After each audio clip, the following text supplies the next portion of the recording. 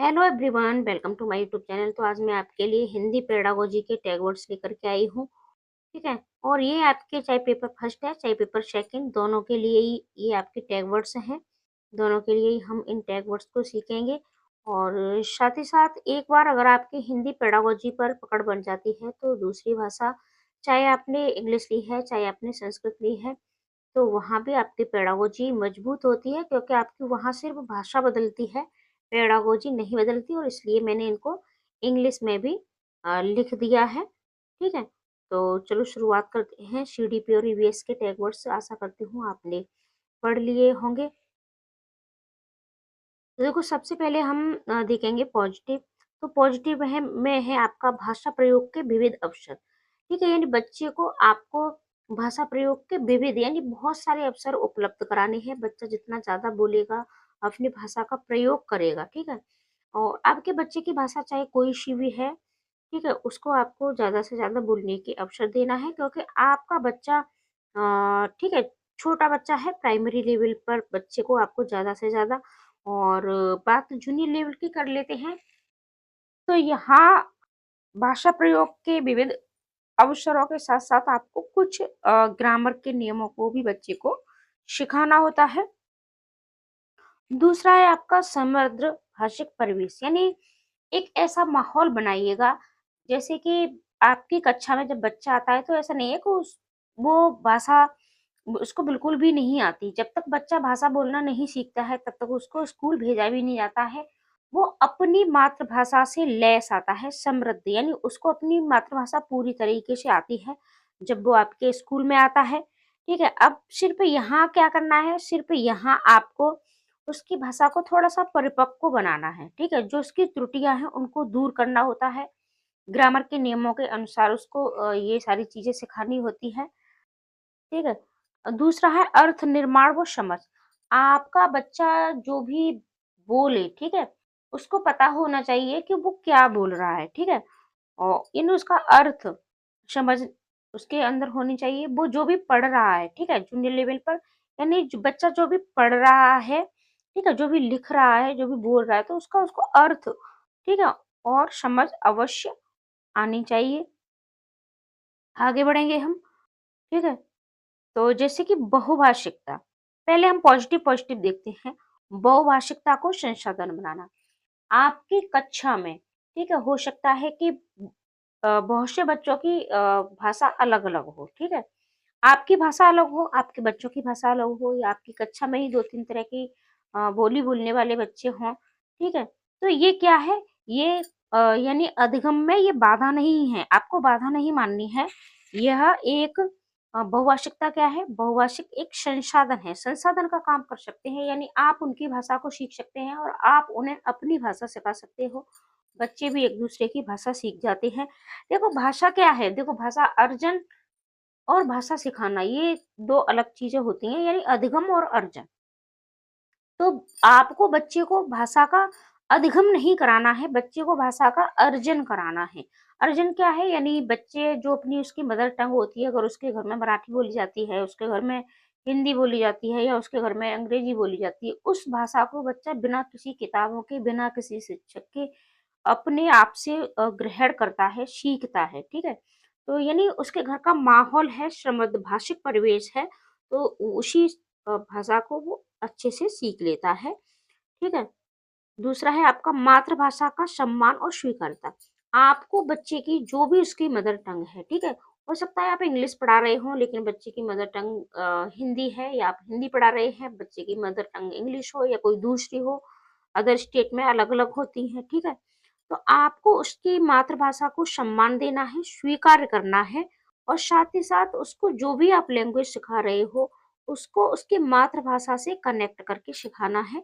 पूर्ण व्याख्या के साथ मैं आपको ये टैग वर्ड से सिखाती हूँ, ठीक है? तो हो सकता है वीडियो थोड़ा लंबी हो जाए। अब देखो, अभिव्यक्ति की स्वतंत्रता, अभिव्यक्ति कहते हैं यानी उसके अंदर क्या है, उसको वो व्यक्त कर पाए। अभि माने स्वयं, ठीक है? स्वयं की अभिव्यक्ति की स्वतंत्रता होनी चाहिए। आप बच्चा चाहे गलत बोल रहा है, चाहे सही बोल रहा है, आपको बच्चे को डाँटना नहीं है, उसको स्वतंत्रता होनी चाहिए बोलने के लिए, और आपको ज़्यादा से ज़्यादा अवसर भी देने चाहिए बच्चे को बोलने के, अभिव्यक्ति के, स्वतंत्रता के। इसके बाद है बाल साहित्य का प्रयोग। तो आपको बच्चे के लिए बाल साहित्य का प्रयोग कर सकते हो, जिसमें कि जैसे पाठ्य पुस्तकें हैं तो रंगीन चार्ट होनी चाहिए, रंगीन किताबें होनी चाहिए, आपकी कक्षा रंगीन होनी चाहिए, आपकी बाल साहित्य में कहानियाँ होनी चाहिए, कविताएँ होनी चाहिए। इन सारी चीज़ों से बच्चे ज़्यादा बोलते हैं। आपने देखा होगा छोटे बच्चों को आप कविताएँ पढ़ना, ठीक है? कविताएँ रटना बहुत ज़्यादा अच्छा लगता है और वो उठते-बैठते मतलब वो चलते-फिरते और उन्हें बोलते भी हैं और वो सीख भी लेते हैं, जैसे कि जॉनी जॉनी यस पापा, इसको वो सीख लेते हैं। हाँ, और भी हिंदी की बहुत सारी कविताएँ हैं। संदर्भ में व्याकरण, ठीक है? यानी व्याकरण आपको बच्चे को अलग से नहीं सिखाना है, जो भी पाठ्य पुस्तक में अ, बीच-बीच में जो वर्ड आते हैं व्याकरण के, ठीक है? उसको लेकर के आपको सिखाना है, यानी संदर्भ में व्याकरण सिखाना है आपको, अलग से व्याकरण आपको बच्चे को प्राइमरी लेवल पर नहीं सिखाना है, जूनियर लेवल पर आपको थोड़ा-सा ग्रामर बच्चे को सिखाना है। अगली बात कर लेते हैं अंत्यक्रिया व विचार-विमर्श, ठीक है? यानी आपको बच्चे के साथ ज़्यादा से ज़्यादा विचार-विमर्श करना है और उसके साथ एक जुड़ाव बनाना है अपना, ठीक है? स्वाभाविक और सहज भाषा, यानी बच्चे को आपको जो भाषा सिखानी है वो स्वाभाविक तरीका होना चाहिए, यानी बच्चे का अगर माहौल है आपकी भाषा का, जैसे कि आप बच्चे को आपने देखा होगा इंग्लिश मीडियम स्कूलों में ठीक है, बच्चे स्वयं ही इंग्लिश बोलना सीख जाते हैं क्योंकि किताबें सारी इंग्लिश में होती हैं, साथ ही साथ तो टीचर्स हैं और वहाँ जो भी उनके सीनियर बच्चे होते हैं, सभी इंग्लिश में बोलते हैं। तो बच्चे एक सहज रूप से भाषा सीख लेते हैं, यानी उनकी जो मदर टंग होती है, तो भाषा बच्चे कैसे सीखते हैं? बच्चे भाषा भाषा स्वाभाविक रूप से सीखते हैं, सहज रूप से सीखते हैं, ठीक है? दूसरा है आपका पोर्टफोलियो आकलन। तो पोर्टफोलियो आकलन क्या है? ये है आपका खुद से खुद का आकलन, यानी बच्चे का आपको सारा मूल्यांकन करना है। लास्ट में आपको सिर्फ परीक्षा नहीं करानी है, आपको बच्चे की हर चीज़ देखनी है, ठीक है? कि वो कितना सही बोल पाता है, कितना लिख पाता है, कितना स्वतंत्रता अभिव्यक्ति है, रचनात्मकता में क्या है। तो आकलन आपका कैसा होना चाहिए? पोर्टफोलियो आकलन आपका होना चाहिए। ठीक है, अब हम नेगेटिव देखेंगे, इसके बाद हम ये जो देखो नोम चॉम्स्की ने क्या कहा है, स्टीफन कृष्ण ने क्या कहा है, भाषा अर्जन और भाषा अधिगम में क्या अंतर है, इनको भी हम देखेंगे। लेकिन इससे पहले हम नेगेटिव वर्ड्स देखते हैं। जहाँ भी आपको केवल, मात्र, ही ये सब मिलते हैं, ये आपके नेगेटिव होते हैं, इनके साथ आपको नहीं जाना है। जैसे कि बच्चा सिर्फ़ और सिर्फ़ अपनी मदर टंग को ही सीखता है, ठीक है? केवल पाठ्य पुस्तकों का साहित्य, ये सारे आपके नेगेटिव होते हैं। कोई भी नियम, कोई भी ग्रामर के रूल या फिर अ, कोई भी चीज़ बच्चे को आपको रट्टा नहीं मरवाना है, ठीक है? मानक भाषा पर अत्यधिक बल आपको नहीं देना है। बच्चे की जो भी मदर टंग है, आप उसी से उसको सिखाइएगा, ठीक है? दूसरा है आपको त्रुटियों व बोली पर रोक। देखो त्रुटियाँ क्या है? त्रुटियाँ अधिगम का हिस्सा है। शुरुआत में बच्चे कुछ शब्द ही गलत बोलते हैं, ठीक है? और तो त्रुटियाँ अधिगम का हिस्सा है, आपको उन पर रोक नहीं लगानी है। आप बच्चे को डाँट नहीं सकते हो कि नहीं, गलत नहीं बोलोगे, ठीक है? आप उसको सिखाइएगा, धीरे-धीरे ये कुछ आपकी अधिगम निर्योग्यताएँ होती हैं, जो समय के साथ दूर हो जाती हैं। सुंदर लेखनी व बर्तनी शुद्धता। देखो बर्तनी शुद्धता पर आपको जूनियर लेवल पर ध्यान देना है। प्राइमरी लेवल पर आपको सुंदर लेखन और बर्तनी शुद्धता पर, यानी जब शुरुआत में बच्चा आपके स्कूल में आता है, ठीक है? कॉलेज नहीं, स्कूल में आता है आपके विद्यालय में, तब आपको सिर्फ़ और सिर्फ़ बच्चे को क्या करना है, सिर्फ़ और सिर्फ़ बच्चे को आपको भाषा सिखानी है, ठीक है? बोलना सिखाना है, पढ़ना सिखाना है, लिखना सिखाना है। उसकी सुंदर लेखनी और बर्तनी शुद्धता पर इतना ध्यान नहीं देना है। केवल पाठ्य पुस्तकों का प्रयोग, ये भी आपका एक नेगेटिव पॉइंट है, ठीक है? केवल पाठ्य पुस्तकों के प्रयोग से बच्चा भाषा नहीं सीखता है। भाषा बच्चा जब उसको ज़्यादा से ज़्यादा अभिव्यक्ति के अवसर दिए जाते हैं, तब बच्चा भाषा ज़्यादा सीखता है। कठिन या जटिल शब्दावली का प्रयोग आपको बच्चे को नहीं कराना है। शिक्षक केंद्रित या भाषण विधि, ठीक है? आपकी कक्षा का माहौल बिल्कुल नहीं होना चाहिए। अगर आप छोटे बच्चों को भाषण दोगे, तो उनके सर से ऊपर से निकल जाएगा कि क्या बोला जा रहा है। अभ्यास कार्य का अतिबोझ, ठीक है, अभ्यास कार्य का यानी गृह कार्य आपको ज़्यादा बच्चे को नहीं कराना है, स्कूल में भी ज़्यादा नहीं कराना है, और गृह कार्य तो शायद कक्षा 5 तक, आपका 3 या 5 तक है ही नहीं। परीक्षा व अंक केंद्रित, ये आपका अधिगम नहीं होना चाहिए। मातृभाषा की अनदेखी, ठीक है, मातृभाषा की अनदेखी आपको बिल्कुल भी नहीं करनी है। मातृभाषा को, बच्चे की मातृभाषा को सम्मान देना है, बढ़ावा देना है। परिभाषाएं बच्चे को आपको याद नहीं करानी है, ठीक है। ये तो हो गई आपके निगेटिव और पॉजिटिव पॉइंट। आप अगर चाहें तो इनका स्क्रीनशॉट ले लें, ठीक है। एक बार वीडियो अगर आप चाहें तो दोबारा से देख सकते हो, और अपने दोस्तों को शेयर भी अवश्य करते हैं। अब इसके ये थोड़े कॉन्सेप्ट हैं जहाँ से भी आपके प्रश्न बनते हैं, इनको देखते हैं। नोम चोम्स्की, ठीक है, नोम चोम्स्की ने क्या कहा है, बच्चों में भाषा सीखने की जन्मजात क्षमता होती है, सर्वव्यापी व्याकरण का सिद्धांत, ठीक है। यानी इन्होंने कहा था, और आपसे पूछ भी लिया जाता है कि जन्मजात, बच्चों में भाषा सीखने की जन्मजात क्षमता किसने मानी है, तो आपके हैं नोम चोम्स्की।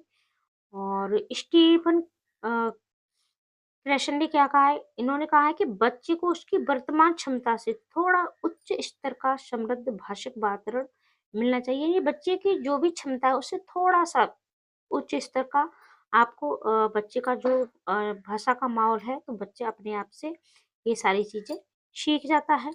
भाषा अर्जन व अधिगम में क्या अंतर है, अभी हमने बताया ही था। देखो, भाषा अर्जन क्या है, ये भाषा अर्जन जो बच्चा, जैसे कि वो अपनी मदर टंग, वो अपने घर से, समाज से, ठीक है, विद्यालय से भाषा अर्जन करता है अपनी मदर टंग का। ये कैसी होती है, अनौपचारिक होती है, स्वाभाविक होती है, मातृभाषा होती है बच्चे की, और अवचेतना होती है। अधिगम क्या है, अधिगम है आपका औपचारिक, और ये विद्यालयी भाषा होती है। इसमें आपको नियम और व्याकरण सचेतना, ठीक है। यानी ये तो भाषा का अर्जन क्या है, ये अवचेतन मन में चलता है आपका, ठीक है। ये अवचेतन मन में चलता है, और इसको यानी सचेत होकर के, बच्चा बिल्कुल सचेत होकर के अधिगम करता है। तो आपको बच्चे को क्या कराना है, आपको बच्चे को ऐसा भाषिक परिवेश दीजिएगा कि आप जो भी दूसरी भाषा सिखा रहे हो उसका वो अर्जन करे, ठीक है। आगे बढ़ेंगे हम। भाषा के 4 कौशल, देखो भाषा के ये 4 कौशलों से भी प्रश्न आपके बनते हैं। तो इसमें आपका है सुनना, बोलना, पढ़ना और लिखना। तो ये सभी कौशल एक दूसरे से अंतः संबंधित होते हैं। पढ़ना मतलब ग्रहण करना होता है,